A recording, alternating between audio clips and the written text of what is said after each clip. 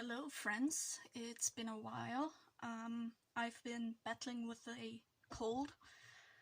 No, it's not coronavirus, most likely. I haven't had any fever, just a very sore throat. And this feeling of everything hurts and I'm just tired, and I've been sleeping quite a lot lately. I'm pretty certain it's not corona because I actually sat next to an open window doing sewing, which isn't quite the intelligent thing to do when it's only 4 degrees Celsius outside. I am currently in the process of adding a waistband to my skirt. And it is a very tedious process because I need to sew on every single little pleat to the waistband, because the wool fabric is sort of stretchy and won't hold the weight of the actual skirt. So this is not something I'm very excited about, and which I haven't done quite as vigorously as the sort of sewing I did on the linen, because it takes some force, it is tedious, you barely see any progress, and it's not quite as exciting, but it needs to be done, and I'm almost finished with the first part, so here we go. Today I want to talk a bit about books. I've always loved reading. I learned how to read when I was about 4 years of age, and I spent most of my childhood with my nose in some book, to the point where my parents would search for me because I wouldn't answer them because I was so absorbed by the worlds that unfolded from the pages. And I still very much enjoy books, though I don't quite have as much time to read them. However, I would like to give you some suggestions of what I've been enjoying over the last couple of years. And I'm not going to be talking about things like Harry Potter or Game of Thrones or any of that sort. Rather, some books that I think are not quite as widely known or are no longer quite as widely known. And without further ado, let's get into some of them. The first one I want to show you is Jonathan Strange and Mr. Norrell by Susanna Clarke. As you can probably tell, this has been loved quite a lot. I've tried to fix the cover with this sort of plastic wrapping that you use for school books, but it doesn't hold on very well. If you ask me how to describe this book, I would say it's sort of an adult version of Harry Potter with very, very dry humor. And this was not recommended to me by anyone. This was something that I randomly picked up because I liked the cover, which is of course not what you're supposed to do when reading. However, I found that it is quite a long one. This version has, let me see, a little bit more than 1,000 pages. And what I found very intriguing whilst reading it is that the author provides quite a lot of footnotes, some of them very extensive. Those are all sort of footnotes, and they refer books within this universe, or they tell additional stories, or give more information about some side things going on, and it's very intriguing, and it makes for a very sort of well-rounded universe. I very much love the humor of the book. There are some parts that still make me laugh out loud whenever I read them, though by now I probably know this book by heart. And only recently I've discovered that there actually is a television series based on this book, and it's available for free on Amazon Prime. However, I've only watched some snippets of it because I'm super duper picky when it comes to book adaptations, and I'm most often not very satisfied by how the adaptations are handled, and so I'm kind of on the edge about sitting down and actually watching it. It is quite quite an extensive book, so if you want to read it, you will definitely need some time. It's set around the turn of 1800, and it basically tells the story about two magicians who set out to restore English magic in regards to magic in Great Britain, because English magic has sort of waned over the last 300 years, and they set out to restore it to its former glory, and it takes lots of turns and has a lot of very interesting characters that start out as something very different than what they end up to be. And the ending is interesting to say the least, but I found it to be a very compelling story, and I had lots of fun reading it, and so I would like to recommend it to you.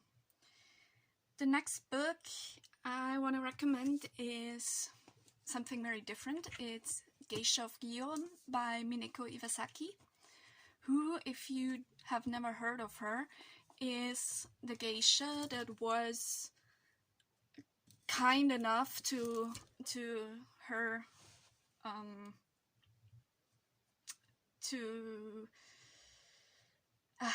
there's no good way to put this. She was the one who was interviewed by Arthur Golden when he was researching geishas for his book Memoirs of a Geisha, and she was the one who told him her story and who gave him an actual insight into the world of geisha, and she made him promise that he would not name her, nor would sort of leave any hints as to who she was, because the world of geisha still is very, very secretive, and the thought of a geisha giving out details about her customers and the actual life was not only very shocking, but also Arthur Golden misrepresented almost everything she told him. And Mineko Iwasaki was one of the most famous geishas. She entertained a lot of very important people, such as Prince Charles, for example. And after what Arthur Golden did to her, she decided to write her own autobiography to tell her real story and to undo at least some of the harm that Arthur Golden caused her. There was an actual lawsuit filed by her against Arthur Golden, which was settled out of court as far as I know. And it is a very interesting book. If you're not familiar at all with Japanese culture, especially the culture of geisha or geiko, as they are called in Kyoto, I believe. I'm sorry for any mispronunciation, by the way. My Japanese pronunciation is even worse than my English pronunciation. And it tells her story of how she came to enter the geisha world, how she was trained, the years of her working, and what ultimately led her to leave the Hanamachi behind, despite being such a popular and successful geisha. And I've always found Japanese culture very interesting, partly because it wasn't influenced by any Christian or because it wasn't influenced by any Abrahamic religion, which means it wasn't influenced by Islam, Christendom, or any Judaism. And I've also had a very big fascination with sort of the entertainment industry, how it started out with the licensed pleasure quarters and everything, and how geisha came to be, because I found the very concept of geisha, a woman who sells only her company and her art. I found that very compelling, very interesting, and I highly recommend the book. It was written by somebody who actually knows what they're talking about, because they worked as geisha, and I think it does a very good job at not only shedding light on this sort of secret world, but also explaining why it is so secretive, what the problems are. I can only recommend it. And it's non-fiction, obviously. The next one I want to recommend, it's the German title. It's John Grisham's Rainmaker. It is an older book. It was written in 1995. There is a movie based on the book, starring a very, very young Matt Damon, which is one of the few book to movie adaptations that I actually quite enjoyed. It tells the story of a law student who sort of finishes his studies and by chance stumbles upon a case of a young boy who dies of leukemia and is denied the costs for a bone marrow transplant by the insurance company, and sort of how they battle against this insurance company. And it's very interesting because it certainly does a lot of social commentary. I mean, if you look at the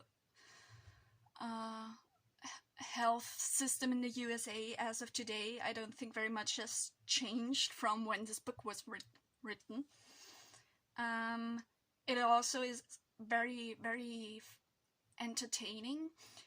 It is written in a first-person perspective and mostly uses the present tense, which is a type of narration that I haven't encountered very often.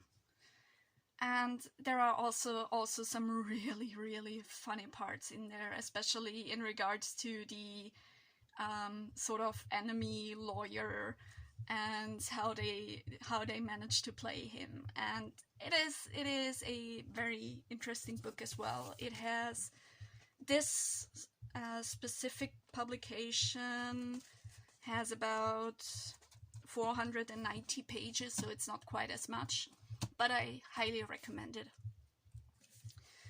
The next book I want to talk about, I need to give a little preface, a little disclaimer.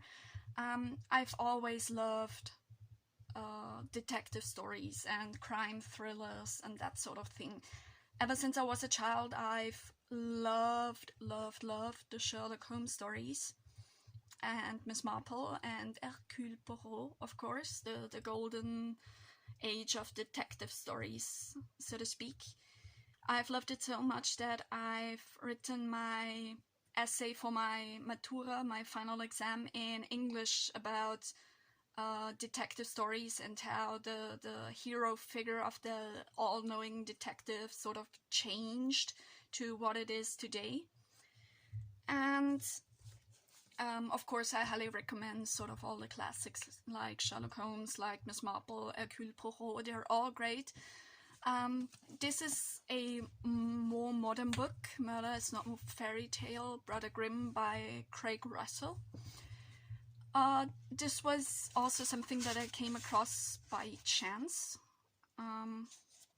It has about 450 pages, and I picked it up at a book sale for, I think, like €2 or something. It was in brand new condition. Of course, I've read it quite a lot of times, so you can see it's no longer in such a good condition, but I was intrigued by sort of the fairy tale aspect of the murders, and a good detective story will always be something I enjoy.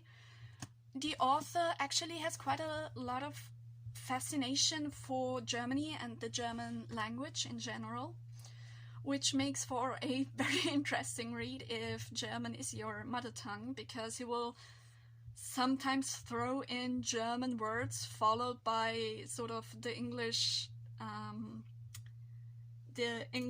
equivalent, like Hauptkommissar, chief police officer, whatever, or Oberschwester, head nurse, and it's quite funny if you're actually if German is your native language. The story is, I think, very interesting. Obviously, it's about murders who are committed and who always reflect one fairy tale or another, and are also linked, and of course the hunt for the murderer. And I used to read a lot of fairy tales when I grew up, and still have a bit of a fascination with them, because if you look at the original fairy tales, not the Disney adaptations, but sort of the original fairy tales that were collected by the Grimm brothers, who of course didn't invent them, but rather just collected all the folk tales. They are very, very dark, and by today's standard, not at all suited to be told to a very young audience. But sort of the psychology behind it has always fascinated me, and I've actually obtained a version by Reclam, which is a publishing company that publishes sort of all the classic literature that you will read at school. The yellow Reclam hefte are very every household with kids in Austria has at least some of them, and I've obtained one of the publications of sort of the original or older versions of the fairy tales as published by the Grimm brothers. And yeah, I think it's a very fascinating read. It's the second book in a series, actually, and I've obtained the other books by the author from the series, but I still think this one is the one that compelled me the most and that I enjoyed the most. And the next book is Hannibal by Thomas Harris, which also has around 440 pages. And I've read sort of all his books in the Hannibal Lecter universe. I've read Silence of the Lambs, I've read Hannibal, I've read Red Dragon and Hannibal Rising. I have not seen the series. I have watched The Silence of the Lambs, Red Dragon, and Hannibal the movie. I think Silence of the Lambs is a great book to movie adaptation. I don't like the Hannibal adaptation at all, mainly because they changed the ending very, very drastically from what it is in the books. And I will say this, the ending of the book is so disturbing for a number of reasons. And since they changed that around completely in the movie, it sort of lost everything that I found fascinating within the book. Of course, if you don't know, they are, after all, a little bit older, the books and the movies. Hannibal Lecter is, of course, most famously known from his portrayal by Anthony Hopkins, which is great in all the movie adaptations. He does a fantastic job of portraying this super hyper intelligent psychiatrist doctor who tends to murder and eat people for some very disturbing reasons that have a lot to do with his past, though he might not actually be aware of that, or rather doesn't want to be aware of that. And Hannibal tells the story after the Silence of the Lambs. So Clarice Starling is still with the FBI, but she is sort of stuck career-wise, and she has to deal with some very, very horrible people in the bureau who try to end her career. And of course Hannibal Lecter has escaped at the end of Silence of the Lambs, and now he's free and doing his thing. However, one of his former victims tries to chase him down and do to him what he did to the victim in the first place, more or less. And of course, Lecter's and Starling's ways cross again, and it's very, very suspenseful. But what I found most interesting is how this book is written. It is written in a very manipulative style, and I only realized that by the second time I read the book, because the first time I was just plowing through it because I was so intrigued and so keen on knowing what would happen next that I didn't pay much attention to how it was written. For example, at the very end there is a passage where the wording is something like, Hannibal Lecter moves freely across the room. We are now used to seeing him without shackles in the presence of another human being. It no longer disturbs us.